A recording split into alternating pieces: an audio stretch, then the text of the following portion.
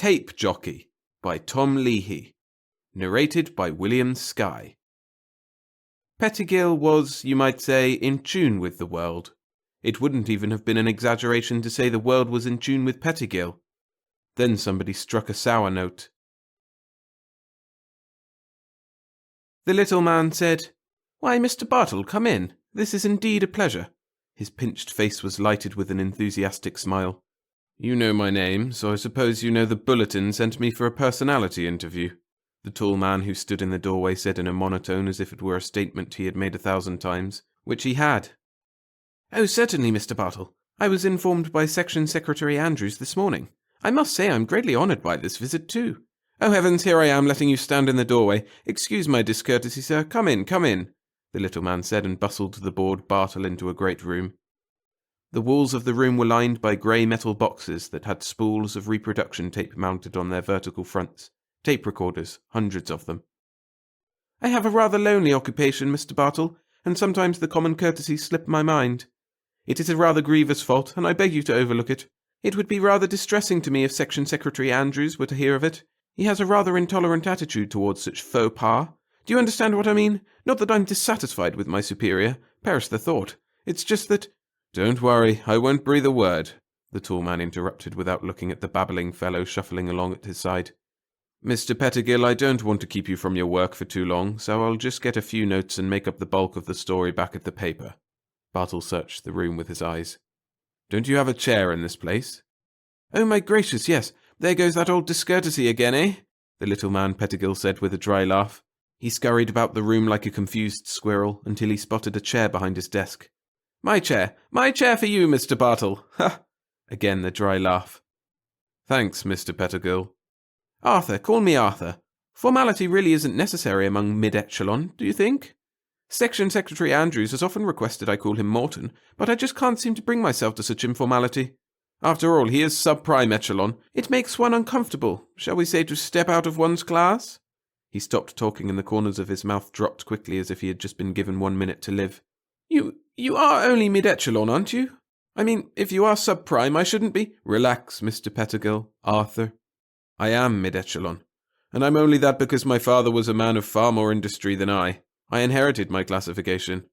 "So? Well now. Interesting, very. He must have been a great man, Mr. Bartle." "So I am told, Arthur. But let's get on with it," Bartle said, taking some scrap paper and a pencil stub from his tunic pocket.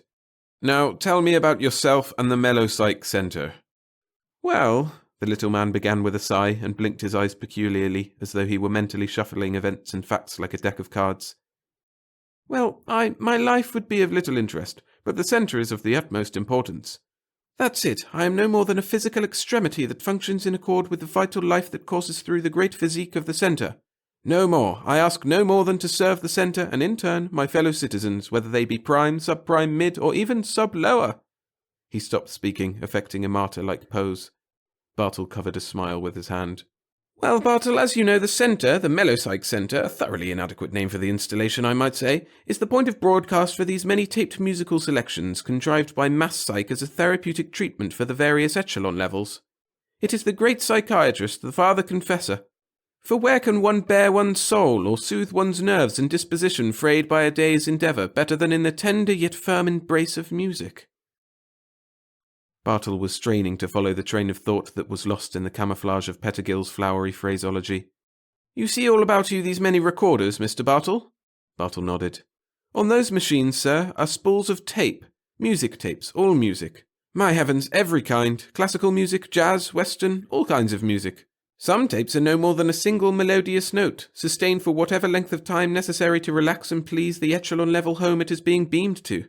Oh, I tell you, Mr. Bartle, when the last tape has expended itself for the day, as our service code suggests, I leave this great edifice with a feeling of profound pride in the fact that I have so served my fellow man. You share that feeling too, don't you, Mr. Bartle?" Bartle shrugged. Pettigill paused and looked at the watch he carried on a long chain attached to a clasp on his tunic. "A Benz chronometer, given to me by Section Secretary Andrews on the completion of my 25 years of service. It's radio synchronized with the master timepiece in Greenland. It gives me a feeling of close communion with my superiors, if you understand what I mean." Bartle did not. He said, "Am I keeping you from your work?" If I am, I believe I can fill in on most of this back at the paper. We have files on the center's operation. The little man hurriedly put out a hand to restrain Bartle, who was easing out of the chair. Not yet, Mr. Bartle, he said, suddenly much more sober. Then his incongruous pomposity appeared again. My gracious, no, you aren't keeping me from my work. I just must start the mid-lower echelon tape. It won't take a moment. Tonight they receive Concerto for Ass's Jawbone. Sounds rather ridiculous, doesn't it? Be that as it may, there is a certain stimulation in its rhythmic cacophony. Aboriginality. Yes, I would say it arouses a primitive exultation. He flicked a switch above the recorder, turned a knob, and pressed the starter button on the machine. The tape began winding slowly from one spool to another. Is it casting? Bartle asked. I don't hear a thing. Pettigill laughed. My stars, no, you can't hear it. See? He pointed at a needle doing a staccato dance on the meter face of the machine. That tells me everything is operating properly. Mass Psych advises us never to listen to casts. The selections were designed by them for specific social and intellectual levels. It could cause us to experience a rather severe emotional disturbance. A peculiar look came over Bartle's face.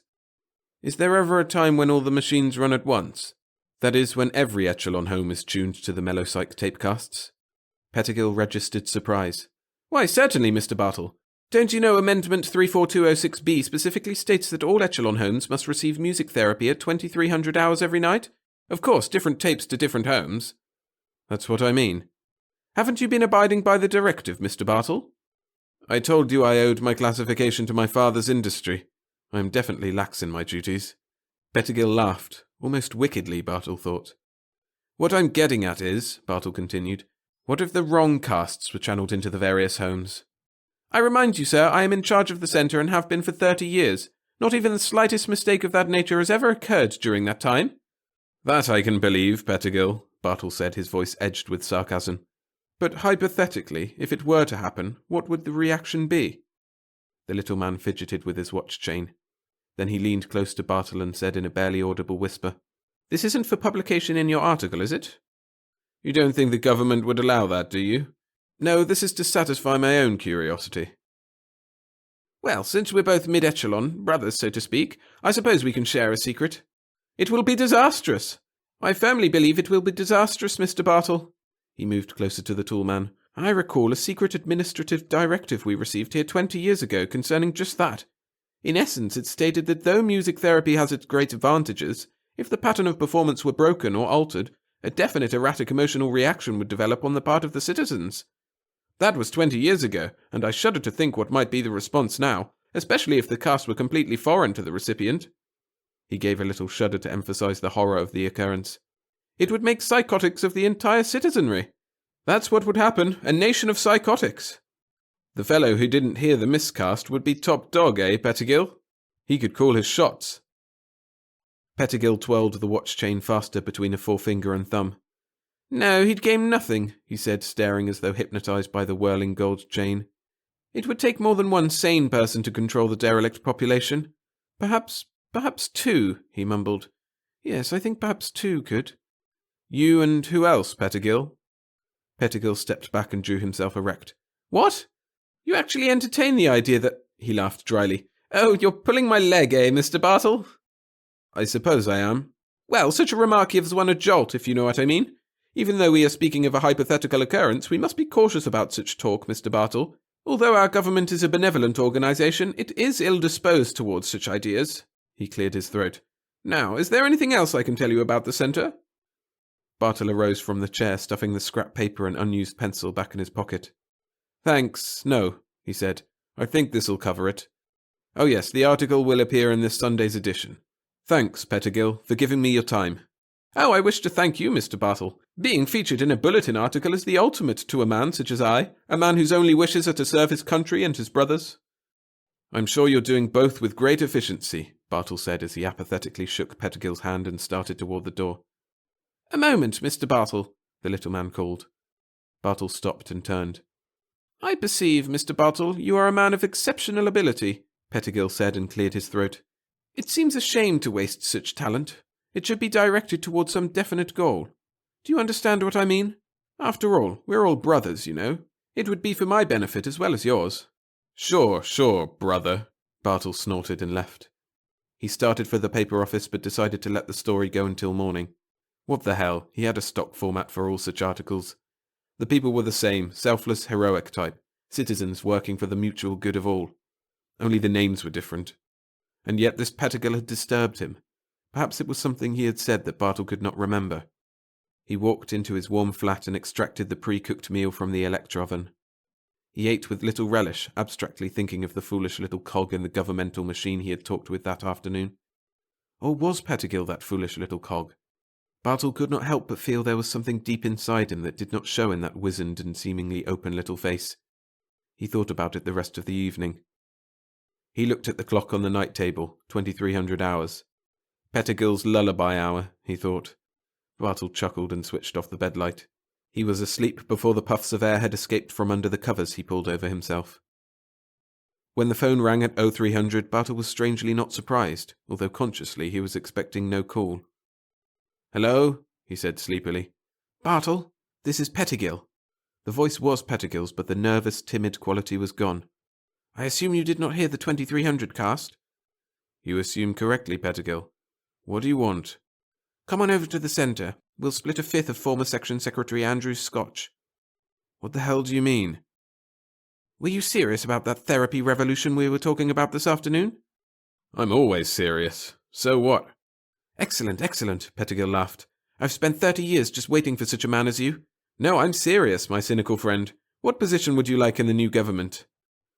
"Let's see, why don't you make my descendants real peachy happy and make me, say, Administrator of Civilian Relations? That sounds big and important." "Fine, fine. Tell me, Bartle, how are your relations with psychotics?" Bartle leaped to the floor. Instantly he recalled what Pettigill had said that had disturbed him. When they had been discussing the repercussions of a miscast, Pettigill had said it will be disastrous and not it would be disastrous. The devil had been planning just such a thing for God knows how long. "How many of them, Pettigill?" Bartle asked. "A lot, Bartle, a lot," the little man answered. "I would say 170 million. I might even say a nation of psychotics." He giggled again. A smile sliced through Bartle's sallow cheeks. "My relations with them would be the best. Keep that scotch handy, Pettigill. I'll be right over." Thanks for listening. If you enjoyed the story, hit the like button and subscribe to the channel.